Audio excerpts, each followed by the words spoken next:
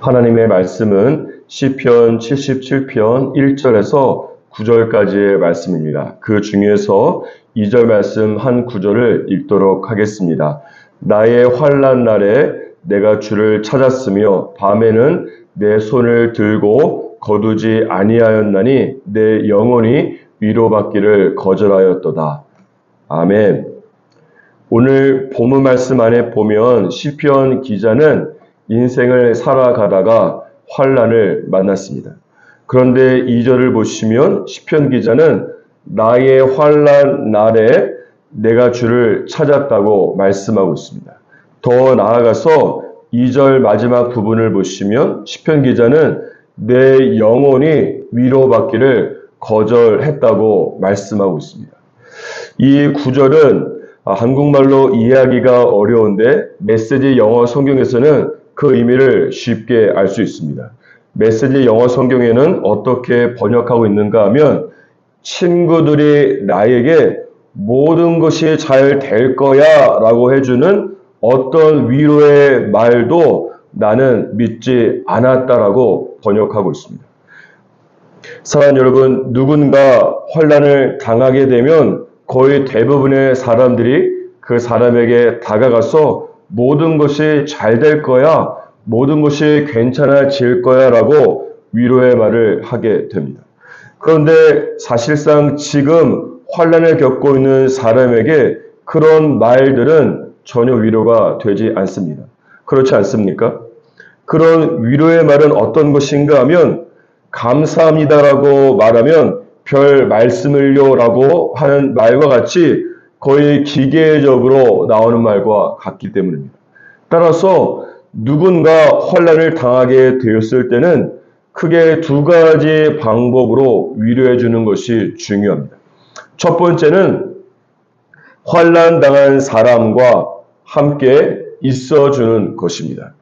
위로하고 싶은 마음이 너무 앞선 나머지 내가 생각하기를 내가 고난에 대한 정답이라고 믿는 말을 섣불리 하지 않는 것이 중요합니다. 그렇게 하지 않으면 욥이 고난을 당했을 때에 욥의 친구들이 욥을 위로한다고 하면서 욥의 마음을 힘들게 하고 정죄하는 것과 같기 때문입니다. 로마서 12장 15절에 보면 즐거워하는 자들과 함께 즐거워하고 우는 자들과 함께 울라고 말씀하고 있습니다. 이 말씀에서 알 수 있는 것처럼 환난 당한 사람에게는 옆에 같이 있어 주면서 같이 우는 것이 가장 큰 위로가 되는 것입니다.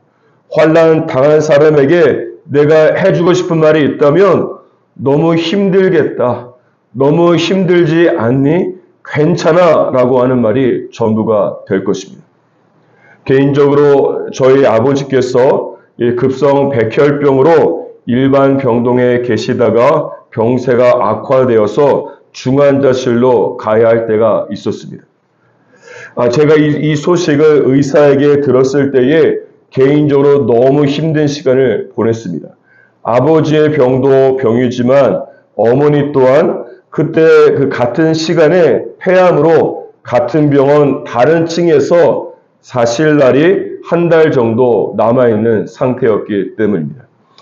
그때에 제가 섬기는 교회 한 집사님께서 제 옆에서 아무 말도 없이 몇 시간이고 저와 함께 같이 계셔 주셨습니다. 그런데 이것이 정말로 하나님께서 저와 함께 계셔 주시는 것처럼 저에게 얼마나 큰 힘과 위로가 되었는지 모릅니다.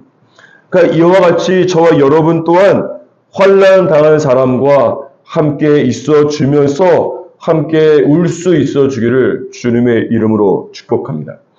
두 번째 위로의 방법은 무엇인가 하면 환난 당한 사람에게 나의 위로가 아니라 하나님의 위로를 전달하는 것입니다. 이사야 50장 4절에 보면 이사야 선지자는 하나님께서 자신의 귀를 깨우치사 곰핍한 자를 말로 어떻게 도와줄 줄을 알게 해달라고 기도하고 있습니다. 사랑하는 여러분, 이사야가 누굽니까? 선지자로서 하나님의 말씀에 대해서 얼마나 풍부한 지식과 영적인 경험을 가지고 있습니까? 그럼에도 불구하고 이사야 선지자는 환난 가운데 있는 사람을 말로 도와주고 위로할 때는 하나님께서 그 사람의 고난에 대해서 이사야 선지자에게 특별히 깨우쳐 주시는 말씀이 무엇인지를 위해서 기도하고 듣고 그 후에 그 말씀을 전달했다고 하는 것을 말씀하는 것이에요. 그때야 비로소 곰핍한 중에 있는 사람이 하늘로부터 임하는 하나님의 위로를 경험하게 되기 때문입니다.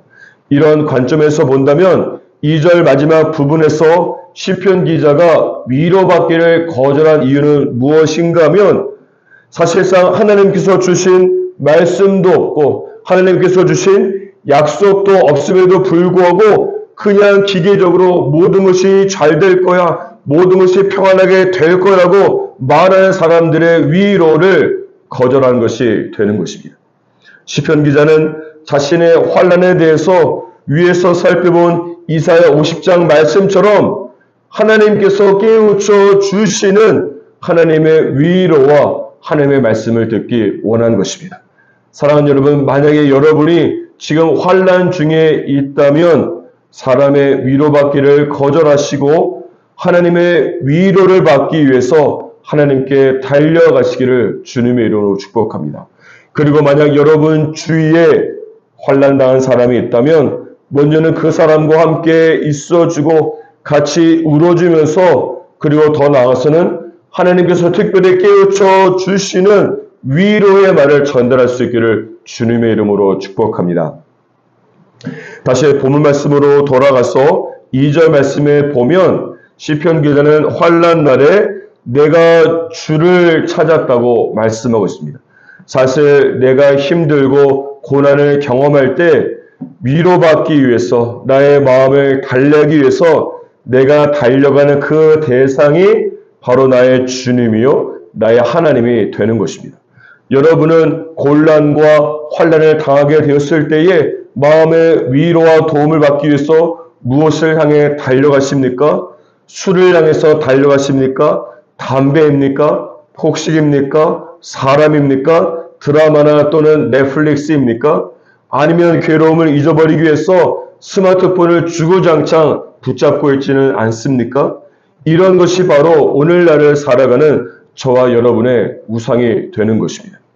그런데 오늘 본문 말씀해 보시면 시편 기자는 나의 환난 날에 주 하나님을 찾은 것입니다.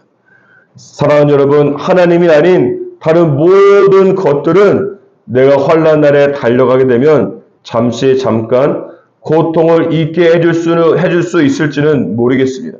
하지만 술에서 깨고 정신없이 보던 넷플릭스 에피소드가 모두 끝나게 되면 변한 것은 아무것도 없다는 잔인한 사실 때문에 또 좌절하게 될 뿐입니다. 오직 하나님께서만이 나를 도와줄 수 있는 마음과 동시에 나를 도와줄 수 있는 능력이 있는 유일한 피난처가 되시는 것입니다. 그래서 시편 기자는 46편 1절에 보면 하나님은 우리의 피난처시요 힘이시니 환난 중에 만날 큰 도움이라고 말씀하고 있는 것입니다. 사랑하는 여러분, 여러분의 환난 날에 오직 주님께로 달려가는 그런 놀라운 역사가 일어나기를 주님의 이름으로 축복합니다. 다시 본문 말씀으로 돌아가서 4절을 보시면 시편 기자가 환난 때문에 너무 괴로워서 밤에 잠을 이루지 못한다고 말씀하고 있습니다. 그러면서 7절 이하에 보면 시편 기자가 무엇보다 환난에 대한 생각 때문에 눈을 붙이지 못하고 있다고 말씀하고 있습니다. 이것을 통해서 알 수 있는 한 가지 사실은 무엇인가 하면 환난이 힘든 이유는 무엇인가 하면 환난 그 자체 때문이기도 하지만 환난을 당할 때에 내 안에 올라오는 환난에 대한 생각들 때문에 더욱더 힘든 것입니다. 예를 들면 내가 병이라고 하는 환난의 가운데 들어가게 되면 병도 병이지만 내가 왜 병에 걸리게 되었을까? 내가 죄를 지어서 병에 걸렸을까? 이 병을 치료하지 못하면 내가 죽는 것은 아닐까 등등 환난과 관련된 오만 가지 생각들이 사실 나를 가장 힘들게 하는 것입니다. 오늘 본문 말씀에서 보시면 시편 기자는 환난과 관련된 생각 때문에 너무 힘들어하고 있습니다. 구체적으로 어떤 생각들인가 하면 7절에 보시면 하나님께서 나를 영원히 버리실까? 8절에 보면 하나님의 인자심은 이제 끝이 난 것이 아닐까? 9절에 보면 하나님께서 분노 때문에 나를 향한 긍휼을 잊어버리셨나라고 하는 생각들 때문에 너무나 힘든 것입니다. 그리고 오늘 본문 말씀 3절 보시면 근심한다라는 구절은 영어 성경으로 보면 묵상한다라고 하는 의미이고 6절에 기록된 내 심령이라는 구절 또한 영어 성경으로 보니까 내 마음이 묵상한다라고 하는 뜻을 가지고 있습니다. 이것은 무엇을 말씀하는가 하면 환난을 만나게 되면 첫 번째는 생각이 많아지고 두 번째는 그 생각을 묵상하면서 곱씹게 된다는 것입니다. 그런데 문제는 무엇인가 하면 시편 기자가 환난 중에 그의 마음 가운데 계속해서 떠오르는 생각들이 대부분 잘못된 거짓 메시지라는 것입니다. 위에 세 가지 생각 중에 하나만 본다면 7절을 보시면 시편 기자는 하나님께서 나를 영원히 버리실까라고 하는 생각을 하고 묵상하고 있습니다. 물론 환난을 만나면 그런 생각들이 떠오르는 것은 당연할 수 있습니다. 하지만 시편 94편 14절을 보면 하나님께서는 자기 백성을 버리지 아니하신다고 명확하게 말씀하고 있고 마태복음 28장 20절에도 보면 하나님께서 세상 끝날까지 너희와 항상 함께 있을 것이라고 명확하게 말씀하고 있습니다. 따라서 7절 말씀에서 시편 기자가 하나님께서 나를 영원히 버릴 것이라는 생각은 완전히 잘못된 생각이고 거짓 메시지가 되는 것입니다. 그런데 시편 기자가 이 거짓 메시지를 계속 곱씹고 묵상하고 있기 때문에 환난 중에 더욱더 좌절하게 되는 것입니다. 이것은 마치 한 사람이 냉동차에 갇히게 되었는데 그곳에서 죽고 말았습니다. 그런데 사실 알고 보니까 그 차는 냉동차이기는 하지만 사고 당시의 온도가 영하가 아니라 영상의 온도였다고 합니다. 따라서 이 사람이 죽은 이유는 무엇인가 하면 사실 영하의 온도 때문에 마이너스의 온도 때문에 죽은 것이 아니라 내가 냉동차에 갇혀 있다라고 하는 생각에 갇혀서 몸이 반응하게 되면서 죽어버리게 된 것입니다. 이렇게 생각이라고 하는 것이 무서운 것이에요. 그러므로 환난 중에는 잠언 말씀처럼 무릇 지킬 만한 것보다 마음을 지키는 것이 중요합니다. 그게 세 가지 단계로 지키는 것이 중요한데 첫 번째는 환난 중에 떠오르는 모든 생각들을 생각해야 됩니다. 다시 말하면 생각을 하나님의 말씀을 기준으로 해서 참과 거짓을 분별하는 것이 중요합니다. 두 번째는 환난 중에 떠오르는 생각이 거짓이라면 그 생각을 하나님의 말씀으로 대체하는 것이 중요합니다.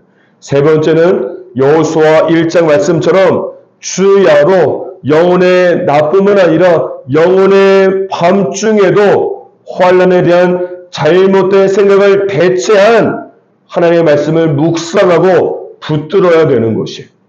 위에서 말씀드린 냉동차의 경우에서 보는 것처럼 영상의 온도에서도 냉동차 안에 있다는 생각이 그 사람을 죽게 하였다면 그 반대의 경우도 가능한 것이에요.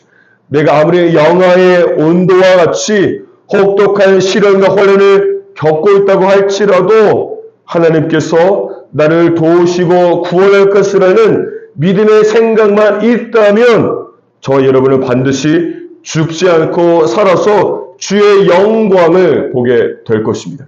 사랑하는 여러분, 오늘날로 잠언 4장 말씀처럼 생명의 근원이라고 말씀하시는 마음을 무엇보다 지키면서 살아갈 수 있기를 주님의 이름으로 축복합니다.